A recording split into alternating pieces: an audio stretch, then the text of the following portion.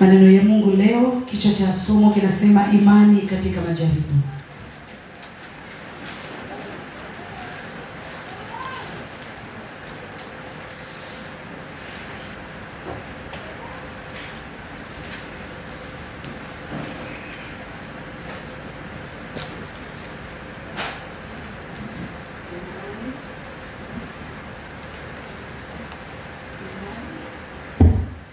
Imani katika majaribu.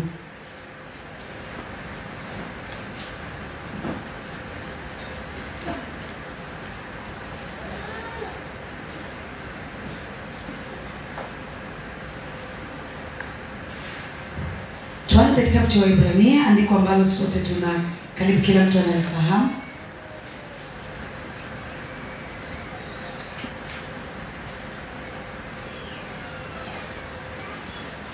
Biblia inasema basi imani ni nini? Tuongee sote, imani ni nini? Imani ni nini? Imani ni nini?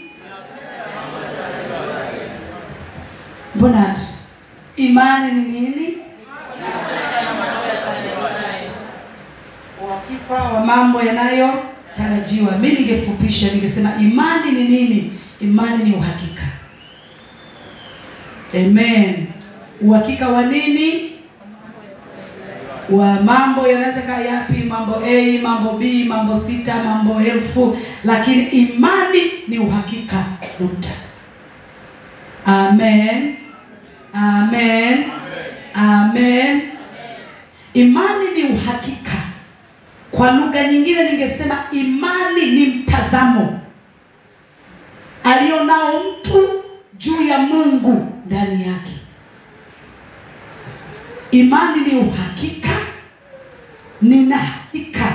Yaani nina uhakika, manake hakuna wasiwasi, hakuna kushuku.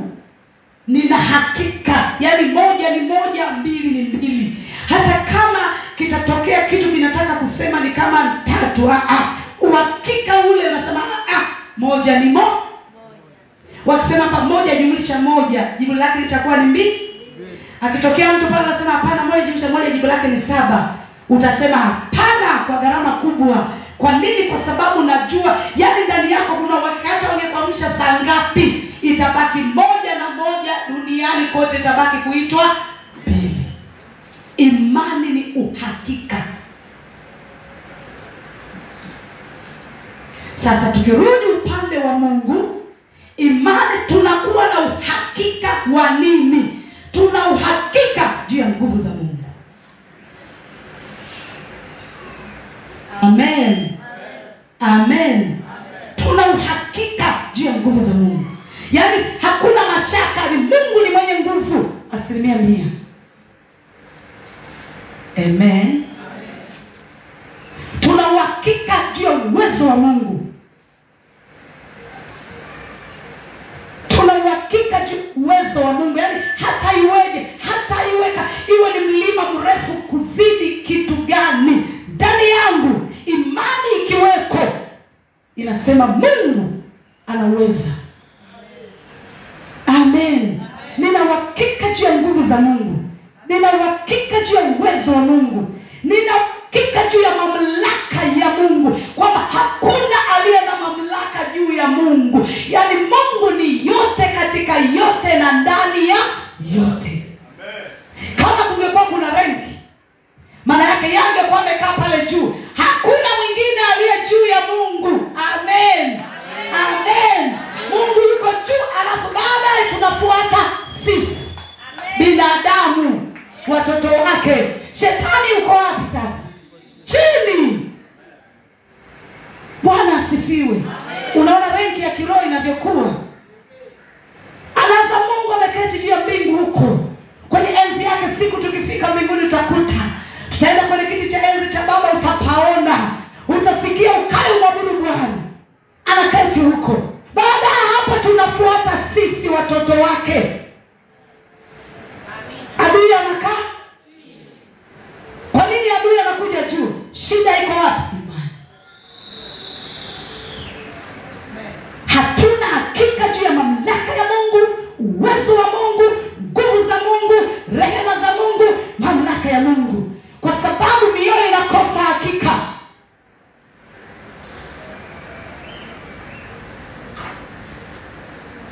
Adui anaonekana kama anaweza kukaa juu, lakini si kweli. Amen. Amen.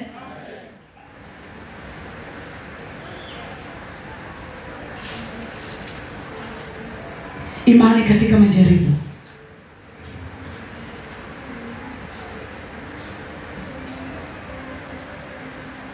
Tuangalie kitabu cha Waebrania sura ya 2 mstari wa 18. Kitabu cha Waebrania sura ya 2 mstari wa 18. Kitabu cha Waebrania sura ya 2 na mstari wa 18. Kitabu cha Waebrania sura ya 2 na mstari wa 18. Biblia inasema, na kwa kuwa mwenyewe aliteswa alipojaribiwa. Kwa kuwa mwenyewe aliteswa alipojaribiwa, aweza kuwasaidia wao wanaojaribiwa. Aweza kutusaidia sisi tunapojaribiwa. Bwana asifiwe sana. Haleluya, haleluya. Haleluya, haleluya. Bila shaka kila mtu yuko kwenye jaribu fulani. Mwingine anawaza arudi nyuma, mwingine anaanza punguza spidi, mwingine ameshapunguza kabisa, mwingine ameshabeba kitu kingine tofauti na Mungu. Kwa nini? Maana yake ndani ya moyo imani imetikisika. Imani ilipotikisika, uhakika juu ya Mungu umeondoka. Uhakika juu ya Mungu ukiondoka, ndipo wanadamu wasa kutafuta mbadala. Anahamishia uhakika kwenye kitu kingine, ama ni kwa mwanadamu mwingine, ama ni mahali pengine. Sasa kama waamini ambao tuko katika njia safari ya wokovu, sio safari rahisi. Neno hili linaweza kuingia ndani yetu kutoka Waebrania 2:18. Lazima ndani yako ingie kama yeye mwenyewe, kwa kuwa aliteswa alipojaribiwa. Yesu aliumia alipokuwa anajaribiwa. Ndio maana machozi yalitoka wakati ameenda kuomba na jiandaa kwenda kwenye msalaba. Biblia inasema aliomba maombi kiwango cha kutoka machozi ya damu. Anasema kwa kuwa mwenyewe aliteswa alipojaribiwa, kwa kuwa alipitia hali hiyo, anaweza kukusaidia wewe Flora unayejaribiwa. Bwana asifiwe sana. Bwana asifiwe. Yesu anajua kwamba katika jaribu lilo nalo unateseka, kwa sababu jaribu linaleta maumivu, jaribu linaleta machozi, jaribu linaleta moyo unatikisika. Wakati mwingine akili inaanza kuongea mabaya juu ya Mungu, kudhani labda kuna watu Mungu anawajali zaidi, kuna wengine Mungu labda anawasikia zaidi, labda kuna wengine Mungu anawatazama kwa karibu zaidi, labda katika uumbaji wake ameweka grade. Yaani kuna watu wamekaa front, wengine nyuma. Akili nafikiria hivyo. Hapana. Bwana asifiwe. Mbele za Mungu sisi sote ni sawa. Kwa maana ya sawa, tuko sawa, ila tumetofautiana vipawa tu basi. Amen. Amen. Amen.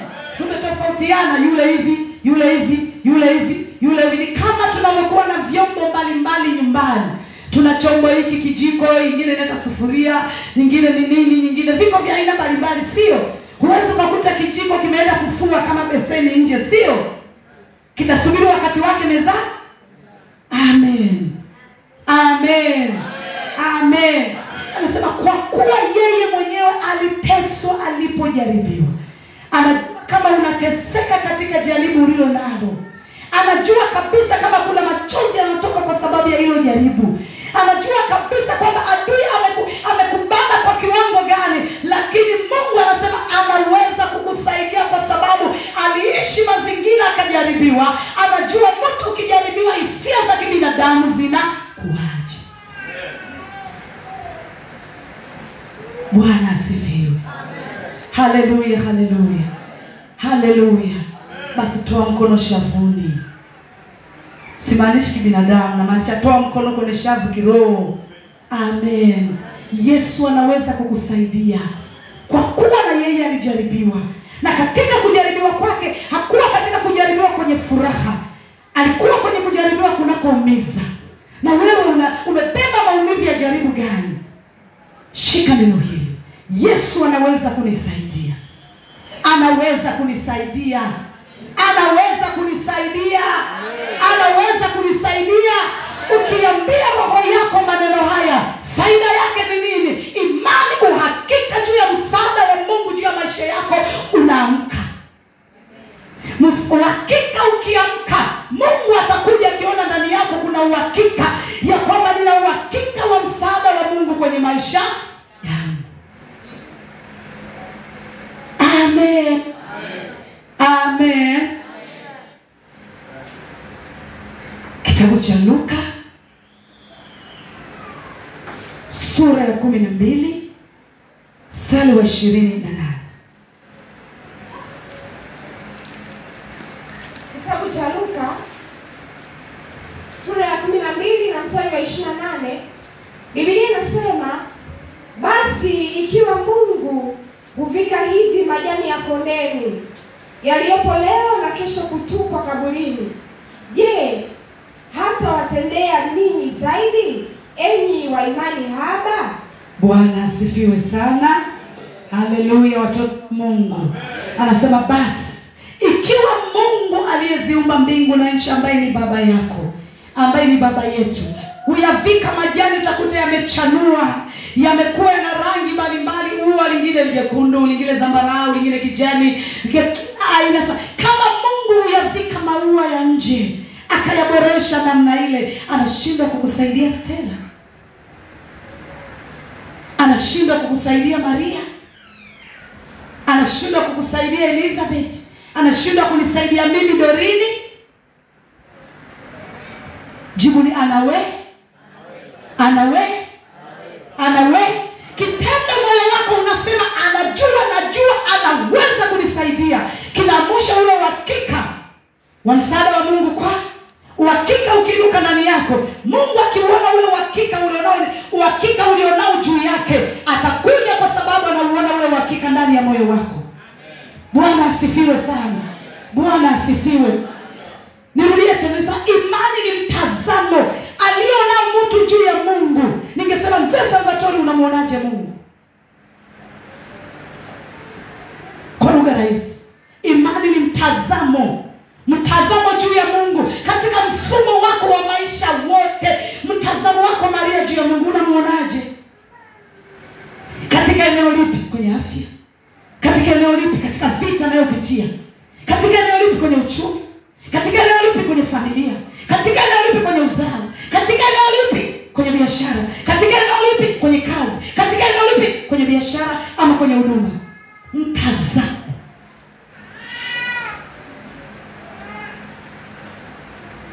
Amen. Mungu atakuja kufuata mtazamo ulio nao.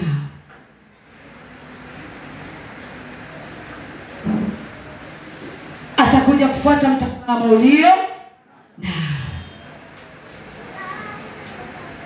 Kitabu cha Luka sura ya 12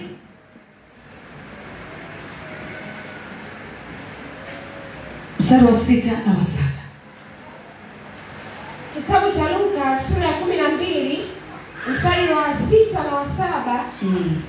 Biblia inasema, je, mashomoro 5 hawauzwi kwa senti 2? Mashomoro 5 hawauzwi kwa senti 2? Wala hasahauliwi hata mmoja mbele za Mungu.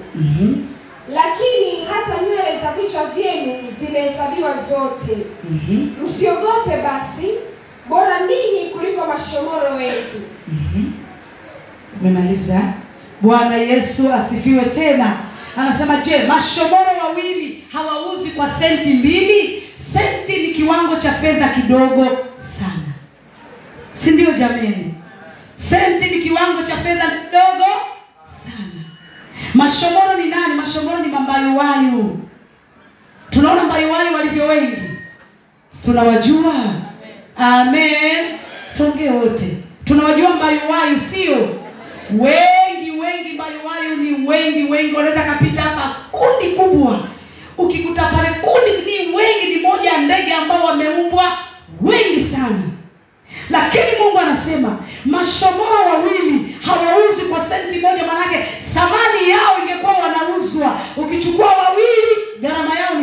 moja, sio shilingi moja, wala sio shilingi 50, wala sio shilingi 100. Bwana asifiwe.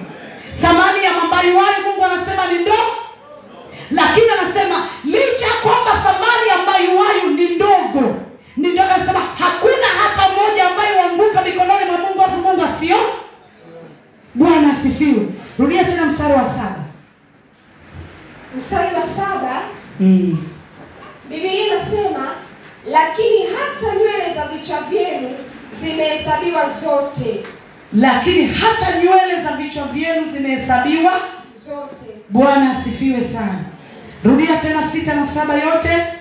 Mstari wa 6 na 7, Biblia inasema, je, mashomoro 5 hawauzwi kwa senti 2? Mashomoro 5 bei yao senti 2 tu.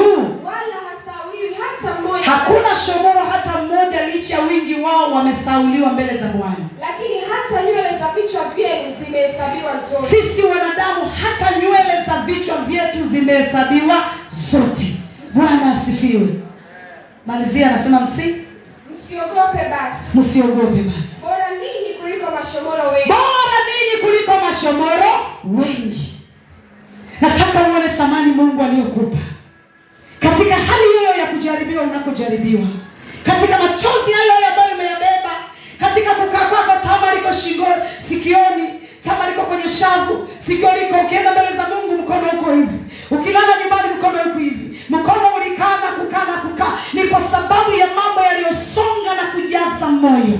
Mungu anasema, je, mashomoro 2 hawauzi wanangu kwa senti 1? Lakini licha kwamba ni wengi sana, hakuna shomoro hata mmoja anaweza kaanguka akafa shomoro hapa amepigwa na watoto na manati, alafu Mungu asijue kama shomoro ameanguka. Alafu anarudia kusema thamani yenu hata hesabu ya nywele zenu kichwani zinajulikana mbele za Bwana. Nazungumza imani katika majaribu.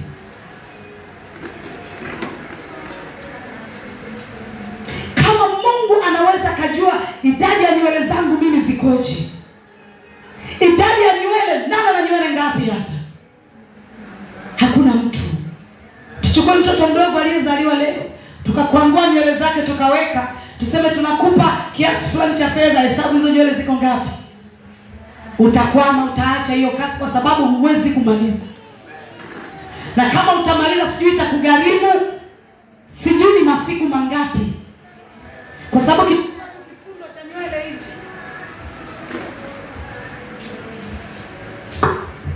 ukichukua kifundo cha nywele kidogo ukaamua kuziweka katika hesabu, bado hauwezi kuzingamua.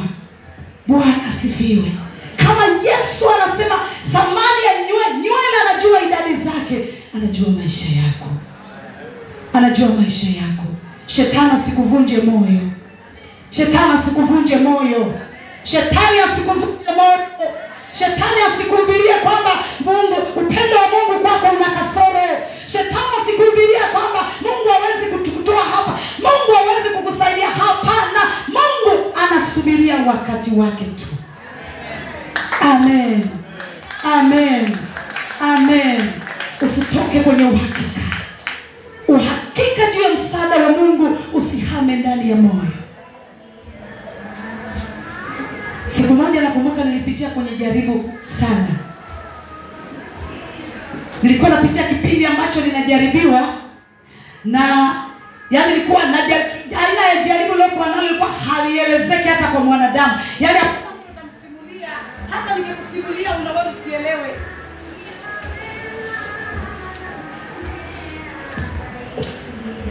Haleluya. Haleluya. Iongezee nguvu hata yetu basi. Sasa nikiwa kwenye jaribu, nimejaribiwa sana. Nakumbuka nilikaa, kuna kipindi ilikuwa ni takriban miezi 8 siwezi kulala. Siwezi kulala miezi 8. Nikiwa katika mazingira hayo, nimeomba Mungu, nilikuwa naita Mungu, naita Nasa Bartholomeo wa kuita. Nilikuwa ninaita Mungu, naita. Siku moja nakumbuka nimesimama chumbani kwangu. Nimetoka nimesimama chumbani kwangu hivi. Wakati nimesimama nilisikia mapepo yanaongea. Yanaongea kwa sauti kabisa.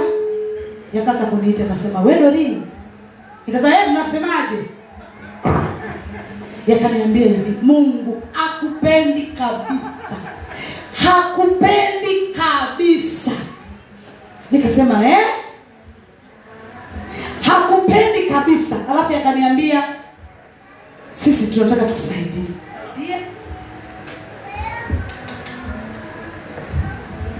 Yakaniambia, "Sisi tunataka tukusaidie." Nimejaribia, kumbuka na miezi 8 siwezi kulala. Si kwamba nilikuwa naumwa mwili. Wakati mimi nataka kusaidia, yakaniambia hivi, "Sisi tunataka tukusaidie." Ufanye nini? Jiue. Mungu akupendi hata kidogo. Sisi tunataka tukusaidie. Jiue. Na mimi nikainuka nikasema hivi, Mungu anipendi? Nikasema, "Ndio, akupendi hata kidogo." Nikasema, "Mimi siwezi kujiua. Kama Mungu aliomba mbingu na nchi anipendi, yeye asiyenipenda ndio aniue." Makofi kwa Yesu basi. Kama Mungu anipendi, si mimi duniani nilijileta? Sijajileta. Nimejipata nimezaliwa ni mwanadamu, ni mwanamke na hivyo. Nikasema, yeye ambaye hanipendi, si uwezo anao, si roho alileta mwenyewe, yeye aniue. Wakati nimejibu ile jibu, yakafyonya, yakaondoka. Bwana asifiwe. Bwana asifiwe. Haleluya, haleluya. Haleluya, haleluya. Imani katika majaribu. Ilikuwa ni wakati nasubiria Mungu atokee anisaidie. Ilikuwa ni wakati nimeita Mungu. Nilikuwa naweza nikaanza kuita Mungu, "Ufalme wako uje." Hilo tu neno. Naweza nikaita hata mara 120. Naita. Unaita mara 5 tu umechoka. Naita mara 10, mara 100. Naita. Yesu, nitaita. Kama haji. Naita, najua tu atakuja. Kwa nini? Na uhakika ndani yangu kwamba atakuja, hata kama sipokuja leo, atakuja kesho. Kwa nini? Najua Mungu ananipenda. Bwana asifiwe. Hilo neno hata shetani wanamwambia, "Fanya chochote nijaribiwe huku na huku kote." Lakini neno moja tu nikikaa, Yesu Kristo ananipenda, inatosha. Bwana asifiwe. Haleluya, haleluya. Haleluya, haleluya. Inanisaidia stamina na kunipa nguvu ya kuendelea kusimama nikimgoja Bwana.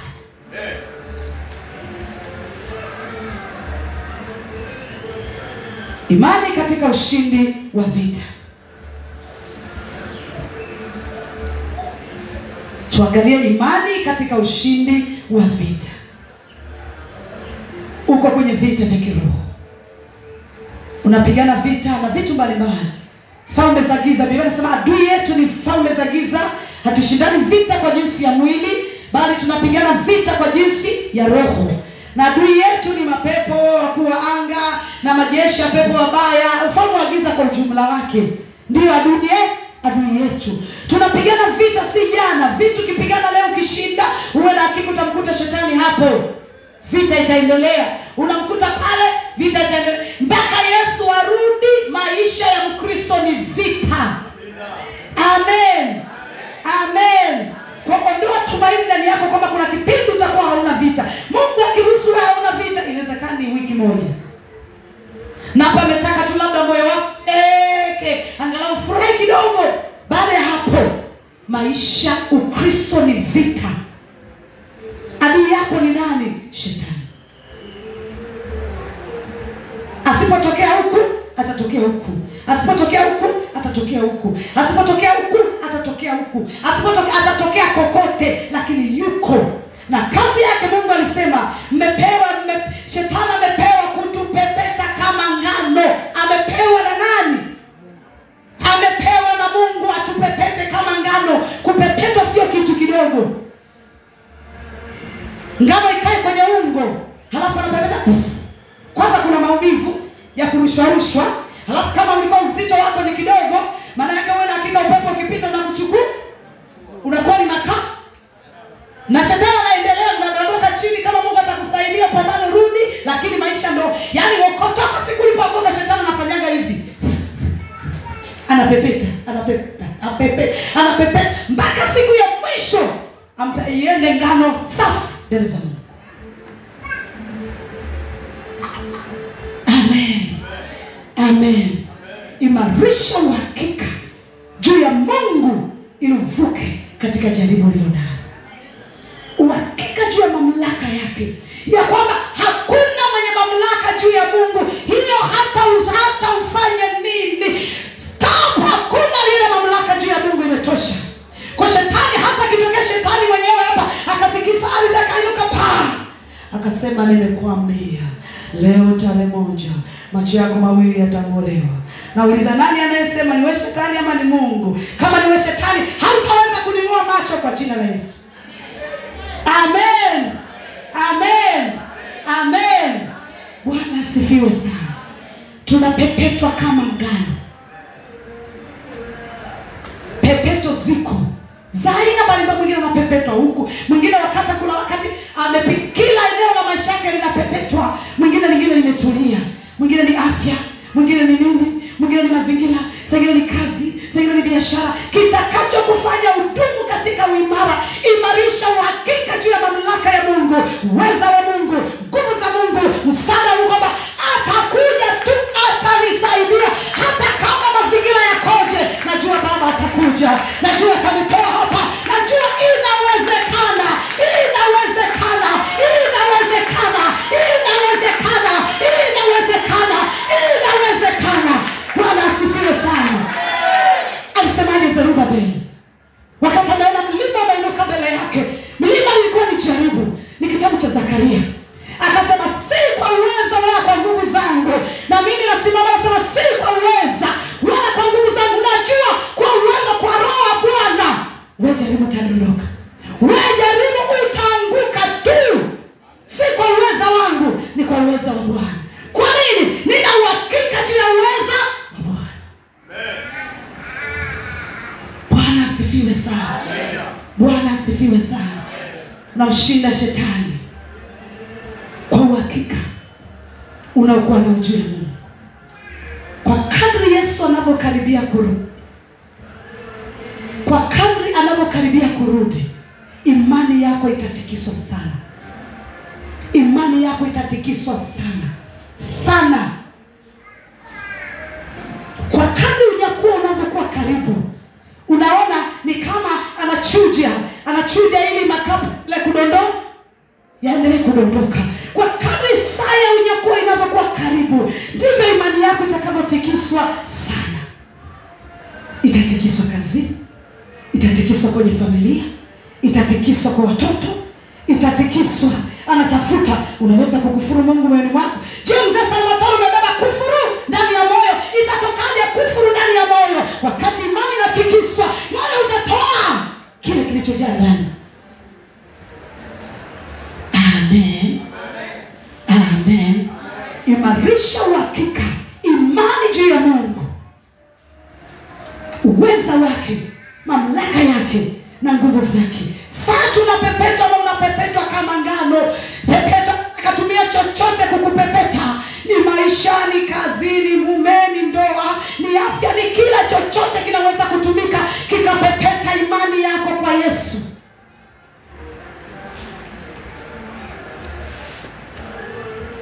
Amen. Imani, nimesema imani katika ushindi wa vita tutaangalia, lakini naomba tusome kitabu cha Wakorintho wa kwanza 10:13 kwanza. Kitabu cha Wakorintho wa kwanza sura ya 10 na mstari wa 13. Biblia inasema, jaribu halikuwapata ninyi isipokuwa lile lililo kawaida ya wanadamu.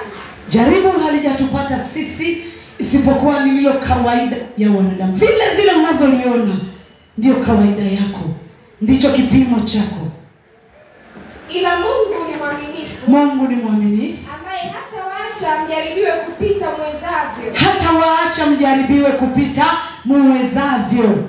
Lakini pamoja na lile jaribu Lakini pamoja na lile jaribu atafanya na mlango wa kutoka. Atafanya na mlango wa kutoka. Atafanya na mlango wa. Bwana asifiwe sana. Anasema jaribu halijawapata isipokuwa lililo kiwango chako. Lililo kiwango chako Helen. Lililo kiwango chako, lililo kiwango chako. Jaribu limekuja liko kwenye kiwango chako. Mungu hawezi kuacha ubebe mzigo ambao huwezi kuubeba. Vinginevyo utakufa. Amen. Amen. Na wakati mwingine shetani anapotaka kuinua jaribu ambalo anataka alete kitu kwako, Mungu akiangalia kwako anaona kiwango cha mwanangu ana kilogramu 10. Shetani analeta jaribu ni kilogramu 50, Mungu ana punch. Anazuia. Amen. Amen. Amen. Akiona mfano wa giza umejipanga vita. Akija kaangalia kiwango cha kupigana cha Sara, anamwangalia na kiwango chake, ufahamu wake na uwezo wake wa kuweza kuhimili kiko chini, yule yuko juu. Anasema hapana, hiyo sio sawa. Amen. Amen. Ukifika kiwango fulani ambacho anaona unaweza, nguvu ulionayo unaweza ukapanchi ukasukuma shetani akaanguka. Akipima ndani yake kama huo uwezo ule, anaacha. Shetani kurusha ile jaribu, Mungu anasema rusha tu. Ndivyo alivyofanya kwa Ayubu. Alikuwa anamjua Ayubu amekuwa kwa kiwango gani. Na ndivyo anavyojua na wewe umekuwa kwa kiwango gani. Unaweza kupanchi Maria hiyo jaribu. Amen. Unaweza. Yesu amenipitisha mikononi mwako. Amepima uwezo wako. Amen. Amen. Bwana hata kama kimbunga kitapita pepeta, atapepeta. Uzito ulionao hauwezi kutoka kwenye ungo. Bwana asifiwe. Haleluya, haleluya. Haleluya, haleluya. Ongeza uhakika. Amen. Juu ya Mungu. Mamlaka yake, nguvu zake, ulinzi wake. Hata kama itokee namna gani, moyo wako una uhakika na ulinzi wa Mungu, utaenda popote. Utakaa popote. Amen. Amen. Amen. Naomba tuangalie kitabu cha Wafalme wa Pili, imani katika ushindi wa vita.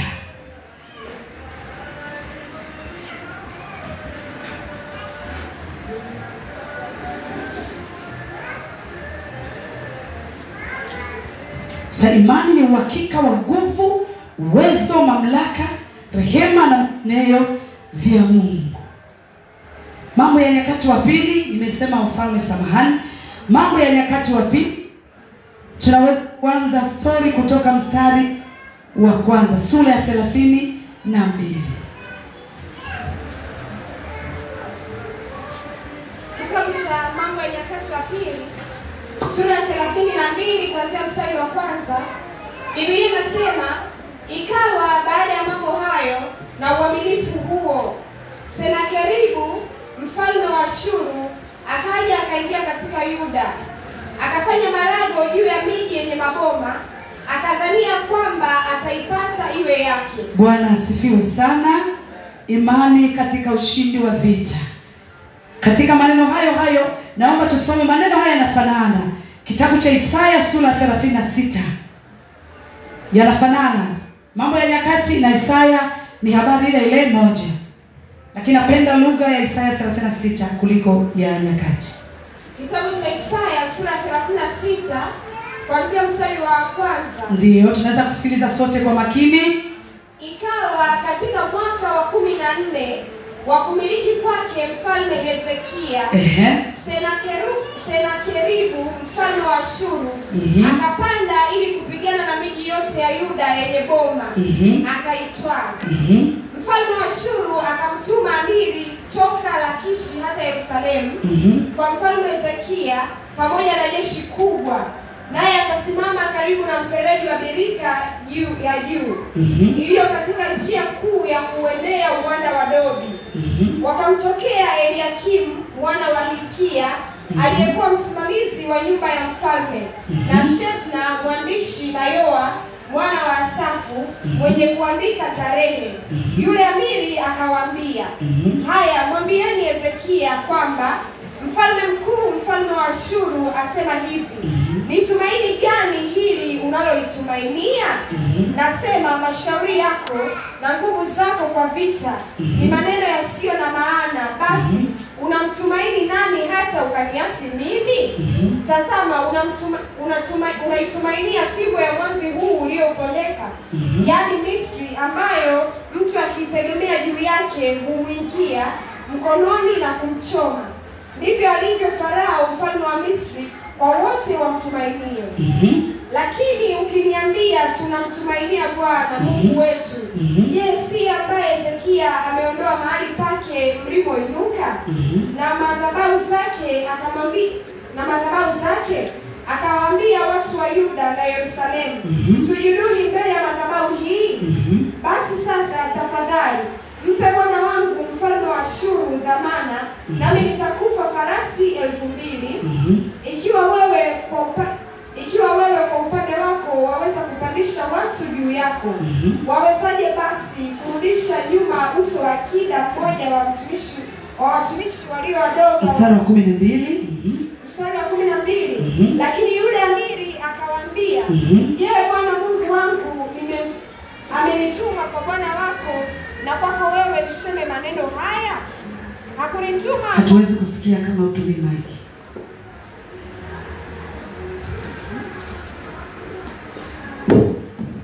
Mstari wa 12 Biblia inasema, lakini yule amiri akawaambia, je, bwana wangu amenituma kwa bwana wako na kwako wewe niseme maneno haya?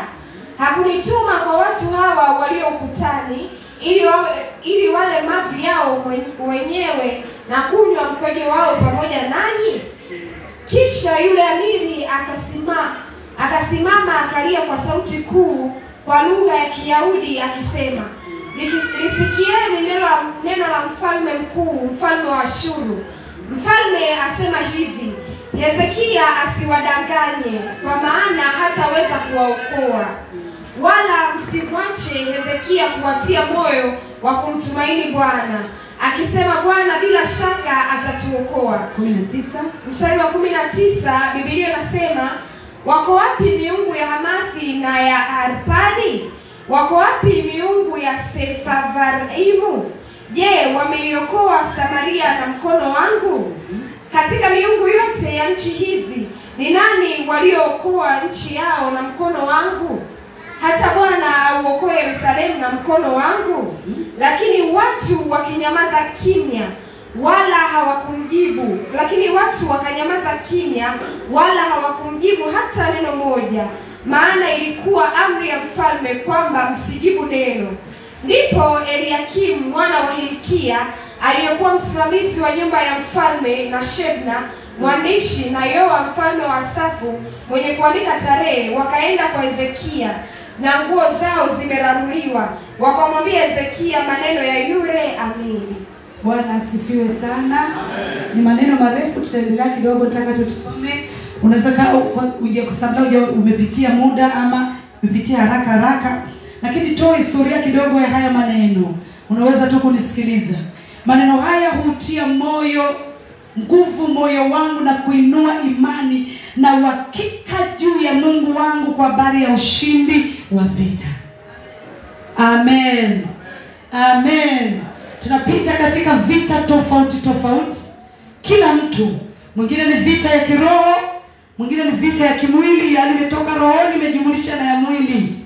Iko rohoni, iko na mwilini, zote zimekuzunguka peke yako. Unahitaji uwezo wa Mungu ushinde rohoni, unahitaji hekima ya Mungu ushinde kwenye mwili. Amen. Sasa katika historia hii tumesoma kitabu cha Isaya, anasema hivi, siku moja alitokea mfalme mmoja, alikuwa mfalme wa taifa la Ashuru. Ashuru ni taifa walilokuwa hawamchi Mungu wa mbinguni, wanasujudia miungu. Aliinuka huyu mfalme akawafuata wana wa Yuda. Yuda walikuwa ni watoto wa Mungu kama ulivyo wewe, kama nilivyo mimi. Alipowafuata, alipofika zamani walikuwa wanajenga miji halafu wanaweka fence ya kuta. Si ndio? Miji ya zamani ilikuwa inajengwa fence ya kuta. Sasa anasema alipofika mfalme wa Ashuru alituma mjumbe. Amiri alikuwa ni mtu wa jeshi. Alimchukua mwanajeshi mmoja akamtuma aende kwa watu wa Yuda. Alipofika pale kaza kwambia mfalme wa Ashuru amenituma nije niwaambie kwamba amejiandaa, amepanga vita, anakuja awapige wote na kuichukua miji yenu yote. Wakati wana wa Yuda wamesikia hayo maneno, kama ambavyo umesikia habari ya vita katika ndoto, habari ya vita katika macho, habari ya vita katika mwili, habari ya vita katika uchumi, ni taarifa imegonga hodi Hasa wakati wana wa Yuda waliposikia hayo maneno, Biblia inasema walianza kulia ndani ya mioyo yao ya kwamba itakuwaje. Halafu huyu mfalme alisema maneno haya, akasema, mtaniambia tumaini lenu liko wapi? Kama mnasema mnamtumainia mfalme wa Misri ya kwamba analo jeshi kubwa anaweza kuwaokoa. Mfalme wa Misri nilishawahi kufanya vita nikamwangusha. Kwa hiyo ndoeni tumaini lenu kwa mfalme wa Misri. Akasema, na kama mkisema mnamtumainia Mungu wenu Hezekia ambaye ni kiongozi wenu alishawahi kuondoa mahali pa juu pa Mungu wenu, kwa hiyo hata Mungu wenu hawezi kuwaokoa. Halafu sembuse nimefanya vita nikipiga mataifa mengi yanayoabudu miungu mbalimbali. Kwa hiyo kama nilivyoipiga miungu, anataja mataifa, nilivyoipiga miungu ya taifa fulani, nikapiga miungu ya taifa fulani, na Mungu wenu nitampiga kama nilivyopiga ile miungu, na yeye nitampiga. Yalikuwa ni maneno ya kushusha moyo. Halafu akaongea huku kwa sababu maneno msomaji amesoma haraka, wakaandika waraka. Yaani walituma maneno, wakaenda kusema maneno, jamani tunakuja kupiga vita, tunakuja kuharibu, tutaiharibu familia yako, tutaharibu watoto wako, tutakuharibu, na kwambia hauna miaka 5 ya kuwa hai, hakuna miaka 6 ya kuwa hai, na kwambia ukomo wa maisha yako umefika, na kwambia taarifa imefika. Anasema kwamba wakaandika waraka. Baada ya kuandika ule waraka, waliandika ule waraka waliwaambia kwamba yani kiwango cha vita tutakayopigana na ninyi, yani mtafikia kiwango cha, wakasema watakula kinyesi chao na kunywa. Nataka upate kiwango cha mfalme wa Ashuru alipokuwa amedharau watu wa Yuda. Akimejihakikishia kabisa kwamba Mungu wa Ashuru atakapoinuka ampeleke na kwa Mungu wa Israeli, Mungu wa Israeli na yeye ataanguka chini. Ndivyo adui anapokuja kutikisa moyo. Yeye anamjua Mungu aliyeziumba mbingu na nchi, ya kwamba yeye yote anaweza yote, lakini anautikisa moyo wako. Akiutikisa moyo wako, ukipoteza ule uhakika, unapigwa kana kwamba Mungu wako hana nguvu, unapigwa kana kwamba uwezo wake haupo. Bwana asifiwe sana. Akitikisa moyo wako na kunyang'anya uhakika juu ya Mungu wako, hauna uhakika juu ya ulinzi wake, hauna hakika kama kilala atakulinda, hauna uhakika kama anaweza kulinda watoto shuleni, hauna hakika kama anaweza kuangusha shetani aliyeinuka juu yako, hauna hakika kama unaweza kukuponya. Unapoteza uhakika, ukipoteza uhakika unapigwa kana kwamba haujawahi kuwa na mtetezi. Bwana asifiwe. Shetani anajua kama Mungu ana nguvu. Anajua kabisa shida yake mahali anapopambana ni kwenye moyo. Moyo unamaanisha nafsi, nafsi inamaanisha mawazo, fikira, hisia, maamuzi. Akiyashika hivi, unaona Mungu hana nguvu. Ndio wale ambao kimbia kwenye gari, anaona gari kama aliendi haraka, anashuka kimbia kwa mguu. Amen. Sasa Biblia inasema hivi, wakati ameandika ule waraka, yule mtu wa jeshi amepelekea watu wa Yuda. Alipofikisha ule waraka kwa wana wa Israeli, Biblia inasema Hezekia, na fafanua kwa sababu amesoma haraka. Hezekia alichofanya, aliwaita wana wa Yuda, akamwambia nyinyi nyamazeni kimya, msimjibu mfalme wa Ashuru. Aliposema nyamazeni kimya, akasema tutafanya jambo moja, tutaenda kumwambia Mungu wa mbinguni, angalia mfalme wa Ashuru anapodhani wewe unafanana na miungu ya jua, anapodhani kwamba wewe unafanana na miungu ya mwezi, anapodhani unafanana na uchawi, anapodhani wewe ni mdogo, kile kitu kibuyu ni kikubwa. Bwana asifiwe sana. Haleluya. Wakaenda mbele za Mungu. Wakati wameenda kuomba mbele za Mungu, tuangalie sura 37. kuanzia mstari wa kwanza. Ikawa mfalme Hezekia aliposikia hayo ya nyaraka ya maneno, ikawa mfalme Hezekia aliposikia hayo, alizirarua nguo zake, akajivika nguo za magunia, akaingia katika nyumba ya Bwana. Akamtuma Eliakimu aliyekuwa msimamizi wa nyumba yake, na mwandishi na wazee wa makuhani, wakiwa wamejivika nguo za magunia, wakaenda kwa Isaya nabii ili kuuliza na kuomba Mungu. Biblia yangu ina Kiswahili tofauti na chako. Amen. Amen. Mstari wa 8 anasema hivi. Mstari wa 5 kwanza. Basi watumishi wa mfalme Hezekia wakaenda kwa Isaya. Isaya akawaambia, mwambieni bwana wenu maneno haya. Bwana Mungu asema hivi, usiyaogopa maneno uliyoyasikia, ambayo watumishi wa mfalme wa Ashuru wamenitukana. Bwana asifiwe sana.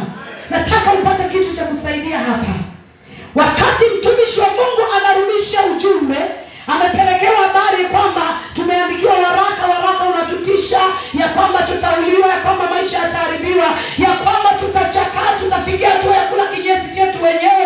Maana yake kiwango cha vita itakayopigana ni hicho, kiwango cha kuondoa uhai. Shetani ameshasema sitaishi, nitakufa, na kote nikigeuka, hata nikilala naona niko kwenye jeneza, naona niko hivi, naona yani mazingira ya kwamba naweza kuondoka, hata mimi nayaona.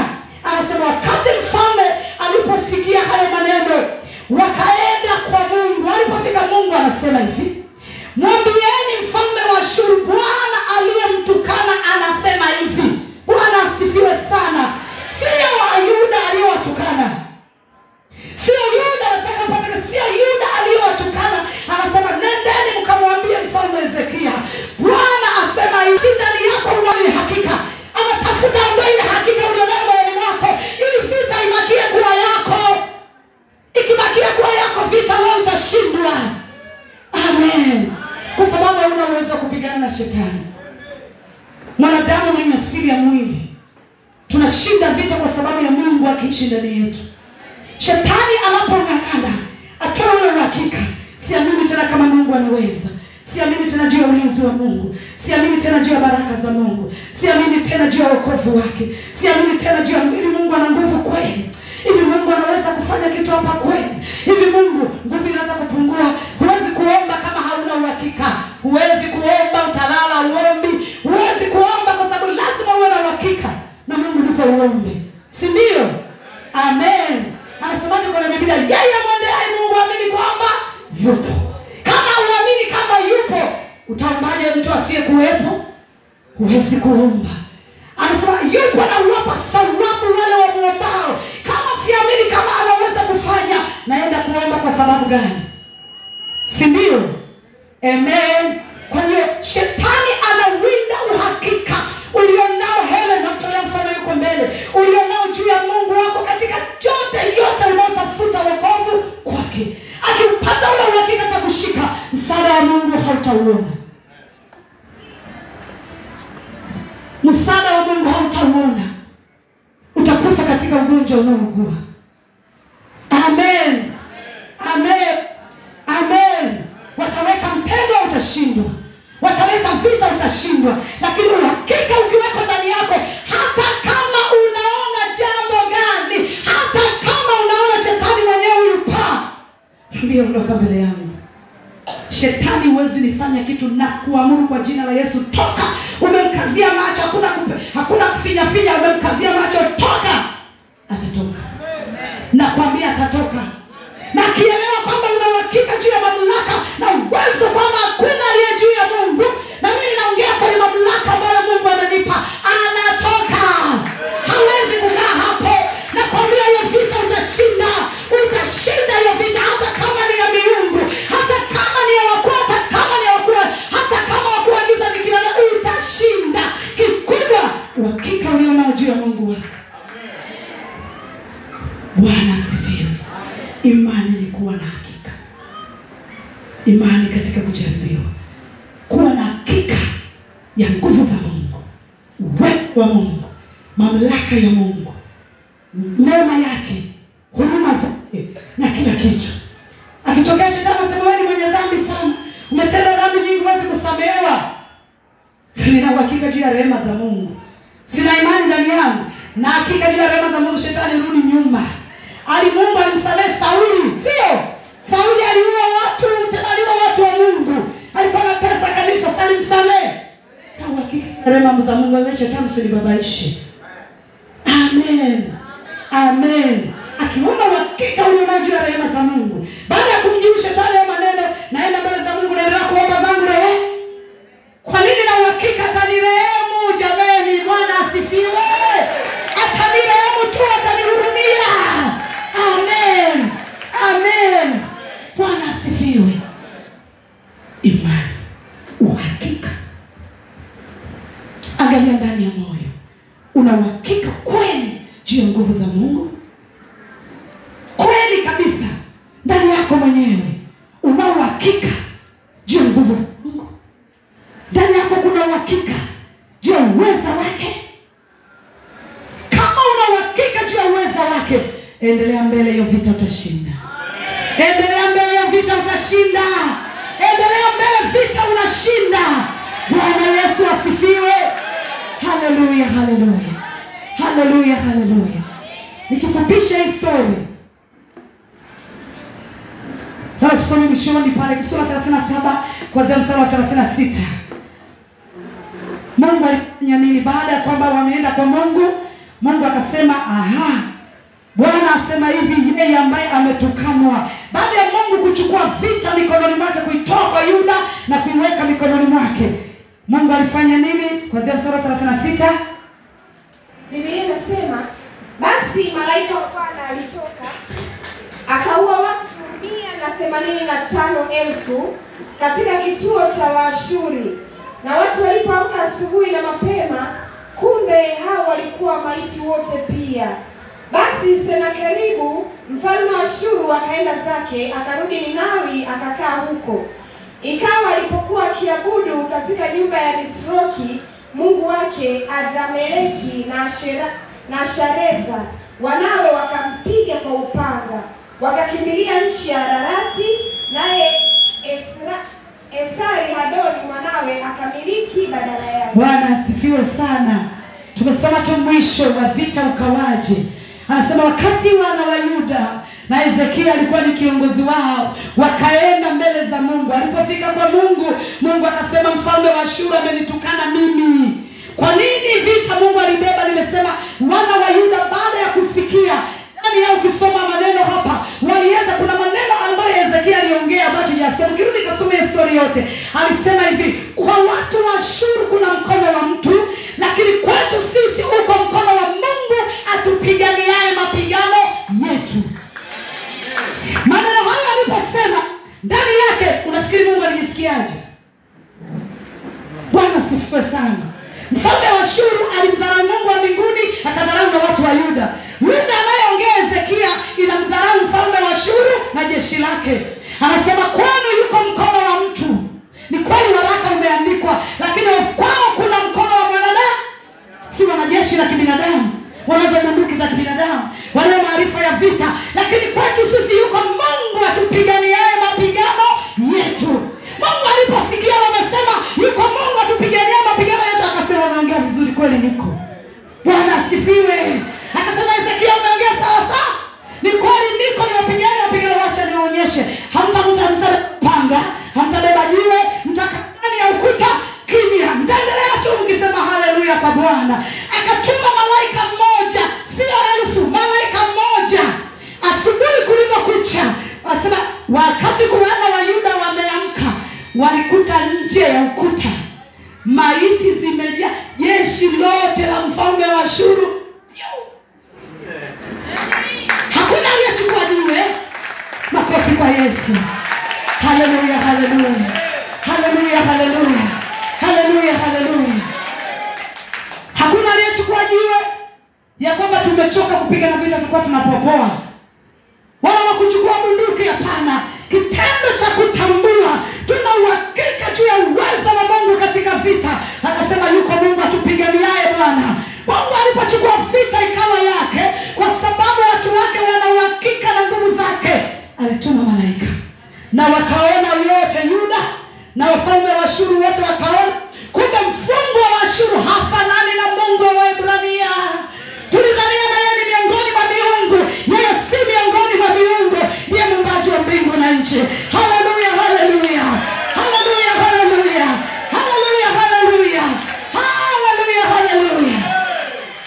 Ndivyo Mungu alivyoshinda vita. Umebeba vita gani? Ni ya rohoni. Mweka shavu shingoni kwa sababu ya vita ulionayo.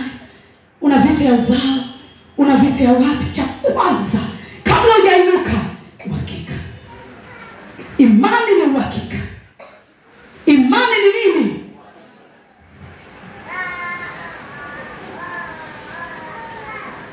Bwana asifiwe tena.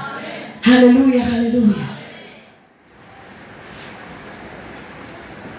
Kila mtu anapookoka anacho kiwango fulani cha imani. Kila unapookoka mtu anapewa kiwango cha imani. Kwa kadri unavyokuwa ukiomba, ukisoma neno, kile kiwango cha imani ndani yako kinakuwa. Ule uhakika juu ya Mungu unakuwa. Mungu anakuwa halisi zaidi juu ya maisha yako.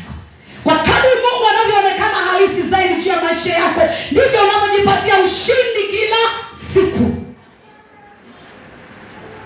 Amen. Amen. Amen. Biblia inasema Mfalme Senakeribu alirudi kwao.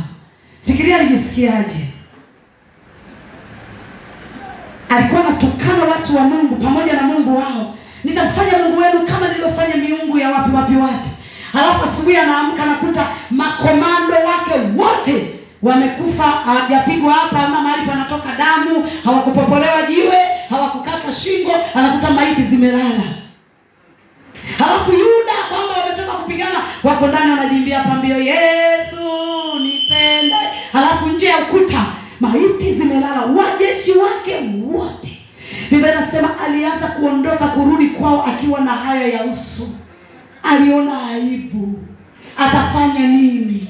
Aliporudi sasa akaenda nyumbani kwao. Alirudi akaenda kwenye hekalu lake la Mungu wa Ashuru. Aenda kauliza, kwani imekuwaje? Imekuwaje mbona imekuwa ni Mungu wa Waebrania amekushindaje? Alipofika kwenye miungu, shetani ni mjanja.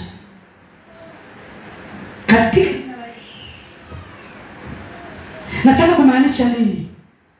Kwamba njia shetani wa wanadamu, anadanganya. Mfalme wa Ashuru alikuwa anaamini kabisa kama ile miungu anayoiabudu ndiye Mungu anaweza kushinda. Wakati amerudi ameshindwa vita, anakuja kuuliza imekuwaje? Mungu wa Ashuru aliitika. Kuitika na Biblia iongea hakuitika, maana na yeye alikimbia na Yesu alipigwa. Bwana asifiwe. Wakati Mungu anapigana vita juu ya Yuda, wa kwanza kupigwa alikuwa ni Mungu wa Ashuru. Ndio maana aliporudi kwenye hekalu akumkuta. Kwa maana nimekuja kuuliza imekuwaje, nimeshindwa vita. Bwana asifiwe. Bwana asifiwe. Ongeza uhakika juu ya Mungu. Shetani asisimame mbele yako akayumbisha maisha. Usikubali, mwambie shetani, rudi nyuma yangu haraka. Rudi nyuma yangu katika jina la Yesu. Toka. Bwana asifiwe. Una uhakika juu ya Mungu wako, uweza wake, nguvu zake, mamlaka yake.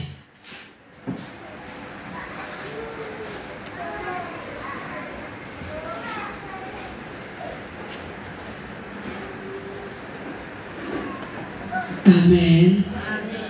Amen. Na mwisho wa Senakeribu kawa hapo na watoto wake, nadhani walikwazika, ulitudanganya kabisa kwamba Mungu wa Ashuru atatuokoa, na umeleta aibu kwenye nchi, wanajeshi wote wamekufa, Mungu mwenyewe na yeye amepigwa, haitiki, hatujui hata amekimbilia wapi. Sasa wakachukua upanga na mwenyewe wakamuua pale pale, tena walimuulia ndani ya hekalu. Hawakumsubiri atoke pale, Mungu mwenyewe amepigwa na yeye akampiga. Bwana asifiwe. Nataka uone uwezo wa Mungu. Imani katika ushindi wa vita. Unapigana vita ya miungu? Unapigana vita ya aina gani? Kuna kundi la watu, labda ni wanadamu, ambao wamekubali kwa upande wa shetani. Wanafanya vita na wewe, moyo wako umetikisika kiwango ambacho umepoteza uhakika wa Mungu wako. Unataka kudhani kama wanazo nguvu kuliko wewe. Hapana, geuka leo. Hawana nguvu kuliko wewe. Utashinda. Haleluya. Haleluya, haleluya. Kama alivyotenda wana wa Ashuru na jeshi lao, amekwisha kuwatenda hao. Anasubiria uhakika. Muuzie vita Yesu, muuzie.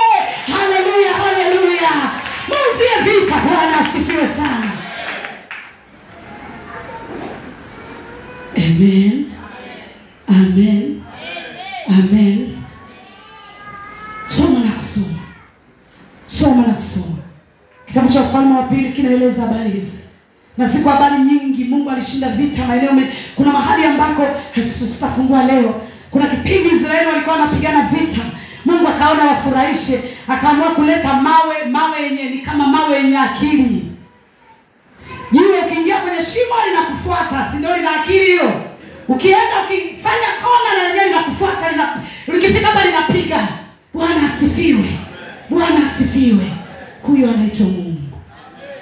Anaweza kufanya na kuzidi, anatafuta uhakika. Imani ni kuwa na kile anasema, pasipo imani hatuwezi kumpendeza Mungu.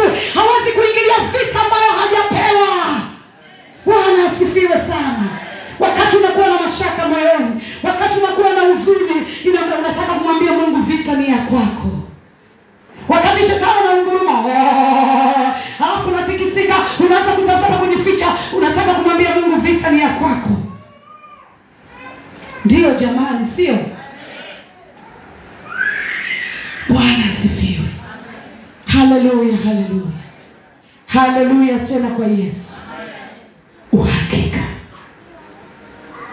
Imarisha uhakika, uweza wake, nguvu zake, mamlaka yake. Ndio pale tukirudi mwalimu wa Ijumaa akanafundisha habari ya kumpa Mungu utukufu, kumsifia. Amen. Kumsifia Mungu. Kusifu ni kueleza uwezo, nguvu, mamlaka, rehema zake, upendo wake. Huko ndiko kusifu Mungu. Amen. Amen. Amen. Ukianza kufanya hivyo, halafu Biblia inasema hivi, furaha ya Bwana ni nguvu.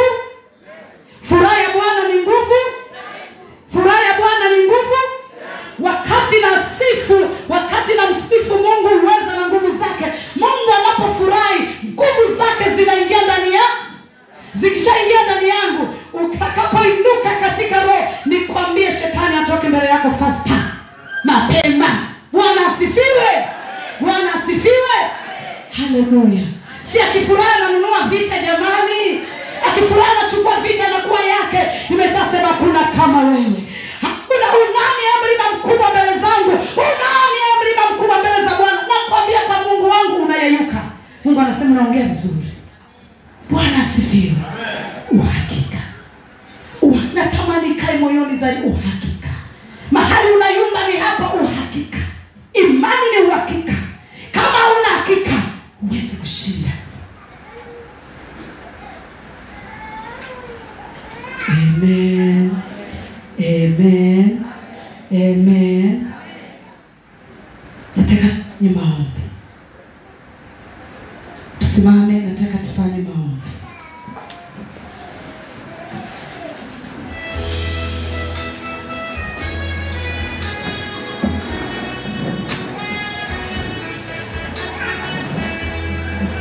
Nataka tufanye maombi.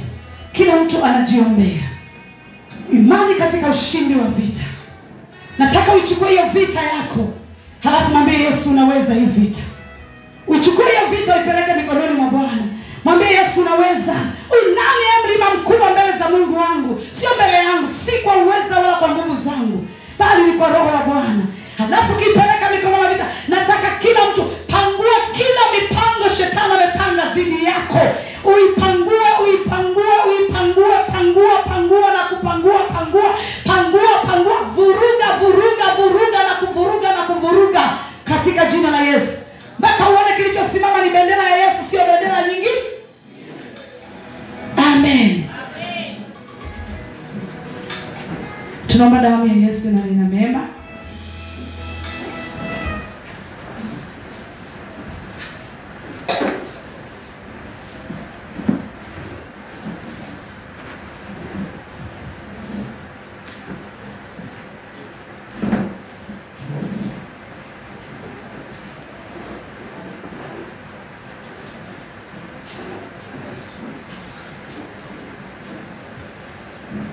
Mambo ya Nyakati wa Pili 32 mstari wa 8.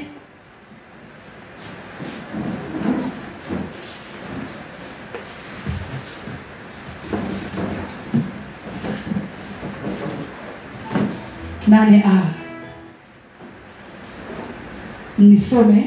Anasema kwake upo mkono wa mwili, kwetu sisi yupo Bwana Mungu wetu kutusaidia na kutupigania mapigano yetu. Tunaweza kurudia nyuma yangu, sema kwake uko mkono wa mwili,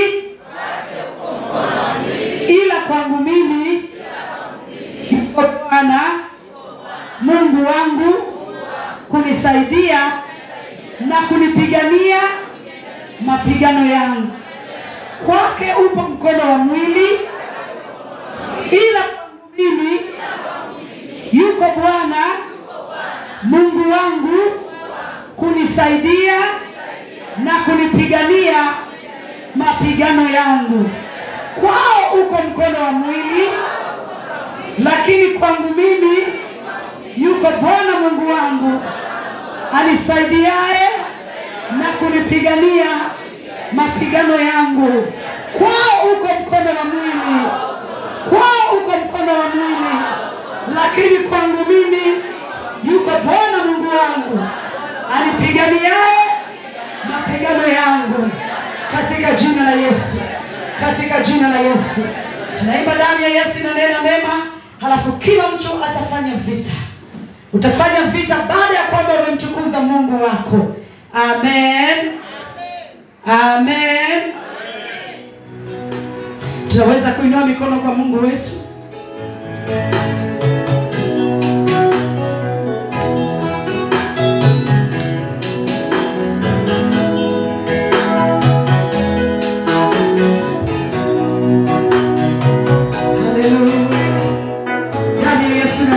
Ushindi katika vita, imani katika ushindi wa vita. Damu ya Yesu inanena mema,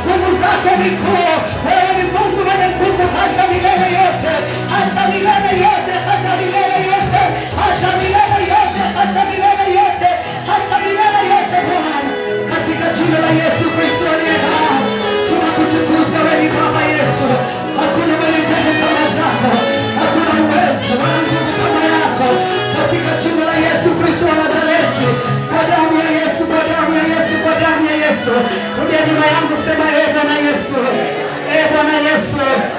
Bwana Yesu, wewe ndiwe mwenye nguvu zote, unanipigania mapigano yangu yote. Katika jina la Yesu, ninashinda vita kwa uwezo wako, si kwa uwezo wangu wala kwa nguvu zangu, bali ni kwa Roho wako. Si kwa uwezo wangu wala kwa nguvu zangu, bali ni kwa uwezo wako. Katika jina la Yesu, najitangazia ushindi asubuhi ya leo, kwa kuwa wewe Bwana ukiwa upande wangu, hakuna aliye kinyume changu atakaye faulu.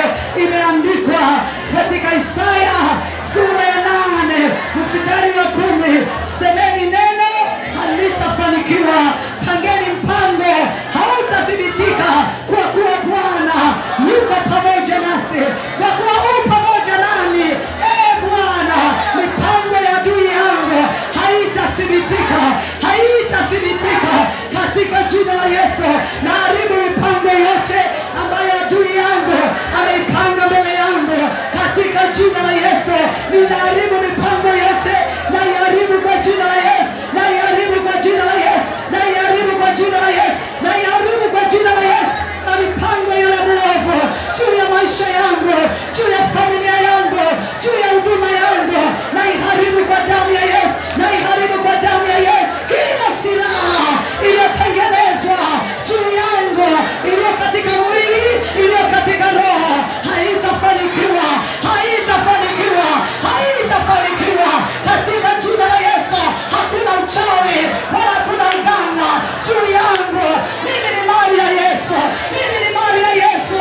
Kila laana inatamkwa juu yangu haitanipata, na geuza kila laana iwe baraka katika jina la Yesu. Bali ilipotamkwa kushindwa, naandika kushinda katika jina la Yesu. Bali palipoandikwa mauti, naandika uhai katika jina la Yesu. Bali palipoandikwa magonjwa na mateso, naandika uzima na amani katika jina la Yesu. Fanya vita, fanya vita. Nataka uharibu. Jiombea, unajiombea, unajiombea, unajiombea, unajiombea. Kwa roho, omba kwa moyo, omba kwa roho na kwa moyo. Kwa jina la Yesu Kristo Nazareti aliye hai, naita moto, moto, moto wa Yesu, moto. Naharibu mipango yote Misri aliyopanga mbele yangu, naiteketeza na moto wa Yesu. Napeleka moto, moto, moto, moto katika jina la Yesu aliye hai. Kila mikakati ya mafalme wa giza umepiga juu yangu na haribu, napeleka moto, moto na choma katika jina la Yesu aliye hai. Nateketeza na moto, nateketeza kwa moto, nateketeza kwa moto, moto wa Yesu Kristo, moto. Nateketeza kwa moto wa Yesu, nateketeza mipango yote, na choma na moto kutoka mbinguni kwa jina la Yesu Kristo aliye hai. Moto, moto, moto, moto, moto, moto katika jina la Yesu Kristo, moto wa Yesu, moto, moto, moto kwa jina la Yesu aliye hai. Nateketeza na moto wa Bwana. Kila silaha imefanyika dhidi yangu haitafanikiwa katika jina la Yesu. Naharibu silaha zote, naharibu silaha zote katika jina la Yesu. Nateketeza na moto wa Yesu Kristo, moto, moto, moto, moto, moto katika jina la Yesu aliye hai. Naharibu uchawi wote, kila uchawi umetendeka dhidi ya maisha yangu na choma, napeleka moto wa Yesu na choma, teketea, teketea. Nalipua kila uchawi, uchawi wote unatendeka juu yangu na choma, napeleka moto wa jina la Yesu. Kila silaha ninazichoma kwa moto wa Yesu na choma, silaha zote na choma, za kwenye maji na choma, na moto wa Yesu na choma. Ninateketeza na moto wa Bwana na choma, napeleka moto wa Yesu, moto na choma katika jina la Yesu aliye hai. Kila silaha yangu haitafaulu, haitafanikiwa katika jina la Yesu, haitafanikiwa kwa damu ya Yesu, haitafanikiwa kwa damu ya Yesu, haitafanikiwa kwa damu ya Yesu, haitafanikiwa kwa damu ya Yesu katika jina la Yesu aliye hai. Moto, moto, moto, moto, moto, nateketeza na moto wa Bwana,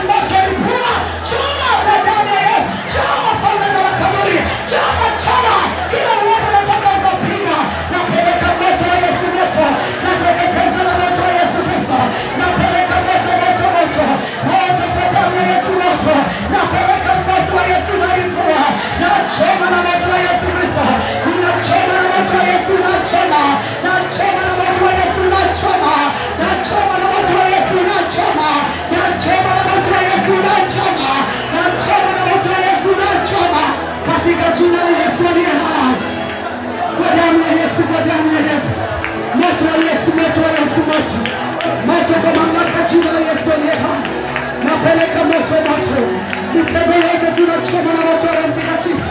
Moto katika jina la Yesu aliye hai. Maneno hayo hayatakuwa wala hayatafanikiwa. Hayatakuwa wala hayatafaulu katika jina la Yesu. Hayatakuwa wala hayatafaulu katika jina la Yesu.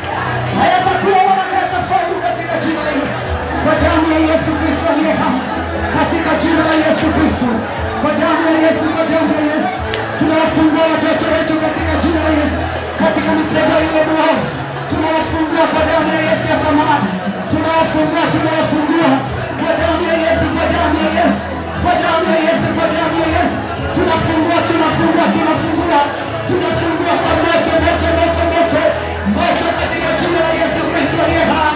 Moto wa Yesu, moto teketea na moto wa Yesu Kristo, na kuchoma na moto kutoka mbinguni, na kuteketeza na moto wa Yesu, na kuchoma na moto katika jina la Yesu aliye hai.